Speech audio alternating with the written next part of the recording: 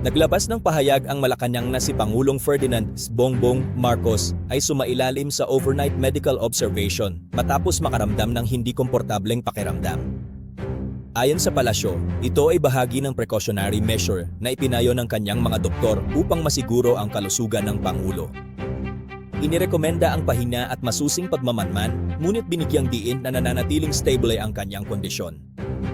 Sa kabila nito, ipinagpatuloy ng Pangulo ang kanyang mga tungkulin at nanatiling aktibo sa mga gawain ng pamahalaan. Nakabalik na siya sa Malacanang Palace at muling nakatakdang magsagawa ng mga pribadong pagpupulong ngayong araw. Ang sitwasyong ito ay hindi tanda ng panghihina, kundi ng pag-inat, isang paalala na kahit ang pinakamataas na pinuno ay tao ring nangangailangan ng pahinga. Ang pahinga ay hindi kawalan, kundi lakas na muling bumubuo ng sigla. Ang Pangulo ay larawan ng pamumuno na, kahit sa oras ng pangangalaga, ay hindi bumibitaw sa tungkulin. Ang bayan ay muling pinaalalahanan, ang kalusugan ng pinuno ay kalusugan ng pamahalaan. Sa pagbabalik niya sa trabaho, tila muling pagbangon ng araw matapos ang maikling ulap.